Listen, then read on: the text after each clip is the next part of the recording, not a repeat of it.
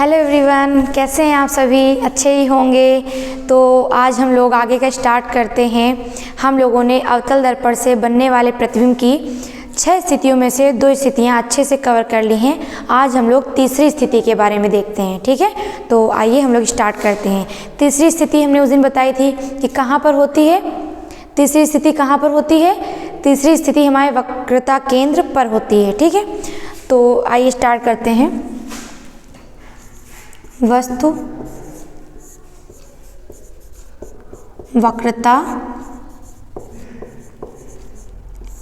केंद्र पर, ठीक है? तो वक्रता केंद्र तो जानते ही हैं कि क्या होता है, सी से रिप्रेजेंट उसको करते हैं, और दर्पण, फोकस, इन सब चीज़ों से तो आप लोग बहुत अच्छे से परिचित होंगे। तो ये हमारी कौन सी स्थिति है? ये हमारी तीसरी स्थिति है, ठीक है? तो आइए हम लोग देखते हैं। सबसे पहले हम लोग क्या लेते हैं, कोई एक हमने कांच का खोखले गोले, कांच के खोखले गोले का एक कटा हुआ भाग ले लिया, ठीक है? इसमें क्या कर देते हैं? कलई कर देते हैं। क्या कर देते हैं? कलई कर देते हैं। ये इसकी क्या होती है? मुख्य अक्ष होती है। क्या होती है इसकी? इसकी ये मुख्य अक्ष होती है, ठीक है? दर्पण को हम लोग M1, M2 से प्रदर्शित कर लेते हैं, ठीक है? यहाँ तक तो समझ में आ रहा है। फिर क्या करते हैं, अब हमें यहाँ पे इसका ध्रुव P, इसका फोकस F और वक्रता केंद्र लेना है। तो हमने बताया था कि जो हमारा फोकस होता है, उतनी जितनी दूरी पे ध्रुव से फोकस होता है, उतनी ही दूरी पे फोकस से वक्रता केंद्र होता है, ठीक है? तो इतनी दूरी पे हमने फोकस ले लिया है, तो उससे उतनी ही आगे दूरी पे क्या ले लेंगे? वक्रता केंद्र ले लेंगे, जिसे हम लोग किससे प्रदर्शित करते हैं? सी से प्रदर्शित करते हैं, ठीक है? फिर सी पे, सी क्या है? हमारा वक्रता केंद्र है। इस पे हम लोग एक वस्तु ले लेते हैं। इस वस्तु का नाम क्या देते हैं? OO डैश देते हैं। क्या देते हैं? OO डैश देते हैं, ठीक है? यहाँ तक समझ में आया? फिर अब हमें क्या लगाना होगा? 2 नियम लगाने होंगे। अब एक चीज़ याद रखिए कि यहाँ पर एक नियम लग ही नहीं सकता। वो कौन सा नियम हो सकता है? सोचो, कौन सा हो सकता है? तो यहाँ पे वक्रता केंद्र, जो कि तीसरा नियम है कि जब कोई प्रकाश किरण वक्रता केंद्र से होकर के आती है, परावर्तन के पश्चात उसी मार्ग से लौट जाती है, वो नियम यहाँ पे नहीं लग सकता। क्यों? क्योंकि प्रकाश किरण ही वक्रता केंद्र पर है, तो इस यहाँ से किरण जाएगी तो वक्रता केंद्र से कैसे जा सकती है? जा ही नहीं सकती, पॉसिबल ही नहीं है। क्या पॉसिबल हो सकता है ऐसा? बिल्कुल नहीं हो सकता है। तो इसका मतलब जो पहले और दूसरे नियम थे, हम उनको यहाँ पे अप्लाई करेंगे, ठीक? पहला नियम क्या था कि जब कोई प्रकाश किरण मुख्य अक्ष के क्या आती है? समांतर आती है, तो परावर्तन के पश्चात फोकस से होकर के जाती है। क्या होती है? ये हमारा इसका सिरा है। यहाँ से हमारी पहली प्रकाश किरण आपतित होती है दर्पण के इस बिंदु A पर। मान लिया ये इसका आपतन बिंदु है। यहाँ पर क्या हुई? आपतित हुई। क्या हुई? आपतित हुई। तो इस बिंदु A, ये बिंदु A इसका क्या है? आपतन बिंदु है। तो यहाँ से किरण क्या होगी? परावर्तित होगी। तो आइए कर देते हैं रूल के अकॉर्डिंग। परावर्तित किरण कहाँ से जानी चाहिए? फोकस से जानी चाहिए। तो ये हमारा क्या है? फोकस है, ठीक है? क्या है? फोकस है। तो यहाँ से हमारी परावर्तित किरण निकल गई। यहाँ तक समझ में आया? पहला रूल अच्छे से अप्लाई हो गया। अब बारी आती है कि दूसरा रूल कैसे लगाना है। तो हमने बता दिया कि वक्रता केंद्र, तीसरा रूल तो हमें लगाना नहीं है, तो कौन सा लगा सकते हैं? दूसरा लगाएंगे। और दूसरा क्या होता है कि जब कोई प्रकाश किरण मुख्य फोकस से होकर के आती है, तो परावर्तन के पश्चात मुख्य अक्ष के समांतर हो जाती है। तो क्या होगा? दूसरी प्रकाश किरण हम कहाँ से लाएंगे? मुख्य फोकस से लाएंगे, ठीक है? ये मुख्य फोकस पे क्या होगी? मुख्य फोकस से आते हुए दर्पण के बिंदु B पर आपतित हो जाएगी। क्या हो जाएगी? आपतित हो जाएगी। तो बिंदु B इसका क्या होना चाहिए? आपतन बिंदु होना चाहिए। तो बिंदु B से क्या होगा? परावर्तन होगा।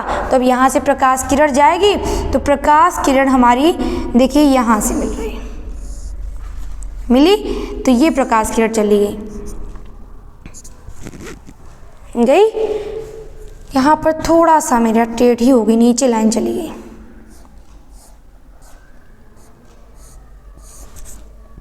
ठीक है? तो ये हमारी क्या हो गई? परावर्तित किरण हो गई। समझ में आया? तो इसमें हमने दो नियम लगाए कि पहली प्रकाश किरण मुख्य अक्ष के समांतर जा रही है, बिंदु ए पर क्या हुआ? परावर्तन हुआ, परावर्तन के पश्चात कहाँ से गई? मुख्य फोकस से होकर के गई। फिर दूसरी प्रकाश किरण कहाँ से आई?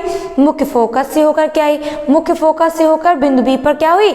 आपतित हुई। बिंदु बी पर क्या होगा? परावर्तन होगा। तो इस बिंदु के परावर्तन के बाद प्रकाश किरण क्या होगी? परावर्तित होगी, परावर्तित होकर के क्या होगी? मुख्य अक्ष के समांतर चली जाएगी, मुख्य अक्ष के समांतर चली जाएगी। उसके बाद हम लोगों ने देखा था कि जब दो परावर्तित किरणें एक दूसरे को क्या करती हैं? प्रतिच्छेदित करती हैं, तो वहाँ पे क्या बनता है? हमारा प्रतिबिंब बनता है। वो भी अगर वास्तव में करेंगी तो वास्तविक प्रतिबिंब, अगर वास्तव में नहीं करेंगी मतलब प्रतीत होगा कैसा हो रहा है, तो वहाँ पे हमारा आभासी प्रतिबिंब बनेगा।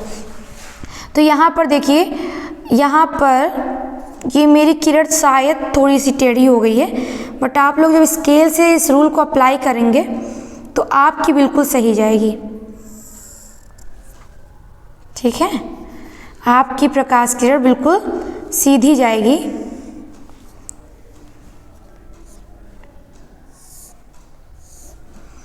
तो यहाँ पे मेरा प्रतिबिंब देखिए थोड़ा सा यहाँ आ रहा, बट आपका जो आएगा इस वक्रता केंद्र के नीचे आएगा। ठीक है, ये नियम होता है कि प्रकाश किरण हो गया। ठीक है, मेरी लाइन थोड़ा सा टेढ़ी थी। तो ये देखिए, ये अब हमारी परावर्तित किरण है, ये हमारी परावर्तित किरण है, दोनों एक दूसरे को इस बिंदु पर क्या कर रही हैं? प्रतिच्छेदित कर रही हैं। तो हमारा प्रतिबिंब कहाँ पर बना? वक्रता केंद्र पर ही बन गया। कहाँ पे बन गया? वक्रता केंद्र पर ही बन गया। तो ये एक ऐसी सिचुएशन है कि जहाँ पर वस्तु को रख रहे हैं प्रतिबिंब भी हमको वहीं पर मिल जा रहा है। ठीक है, तो अब हम इसकी क्या कर लेते हैं? टिप्पणी कर लेते हैं। कैसे करेंगे? देखिए, सबसे पहले क्या कहेंगे? माना वस्तु ओ डैश दर्पण से, या अब सीधा वक्रता केंद्र पे तो बोल सकते हैं, दर्पण से कोई दूरी बताने की जरूरत नहीं है। माना वस्तु ओ डैश दर्पण के वक्रता केंद्र पर रखी हुई है। वस्तु ओ डैश के वस्तु बोल सकते हैं, या ये कह सकते हैं कि इस सिरे से। ठीक है, वस्तु के ओ डैश से या ओ डैश से प्रकाश की दो किरणें आपतित होती हैं। पहली प्रकाश किरण ओ डैश ए दर्पण के बिंदु ए पर क्या होती है? आपतित होती है, और बिंदु ए क्या होगा? आपतन बिंदु होगा। तो बिंदु ए पर आपतित होती है, बिंदु ए से परावर्तन के पश्चात मुख्य फोकस से होकर चली जाती है, मुख्य फोकस से होकर चली जाती है। फिर दूसरा क्या है कि दूसरी प्रकाश किरण ओ डैश बी, जो कि मुख्य फोकस से होकर के आती है, दर्पण के बिंदु बी पर आपतित होती है। क्या होती है? आपतित होती है। तो बिंदु बी से क्या होगा? परावर्तन होगा।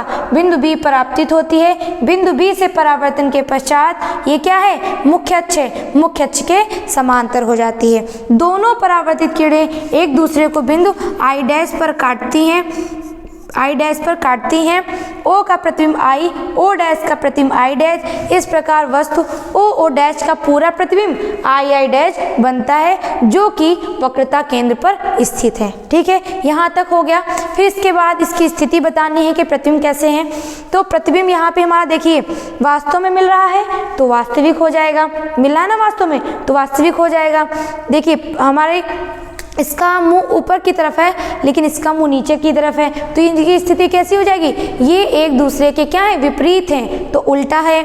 उसके बाद जितनी बड़ी वस्तु है उतना ही बड़ा हमारा प्रतिबिंब है, तो हमारा प्रतिबिंब का जो आकार है वो बराबर है। ठीक है, तो यहाँ पे हमारा प्रतिबिंब वास्तविक है, उल्टा है, वस्तु के बराबर है। एक बार और देख लेते हैं। माना वस्तु ओ डैश दर्पण के वक्रता केंद्र पर स्थित है। ओ डैश से दो प्रकाश किरणें दर्पण पर आपतित होती हैं। पहली प्रकाश किरण ओ डैश ए दर्पण के बिंदु ए पर आपतित होती है।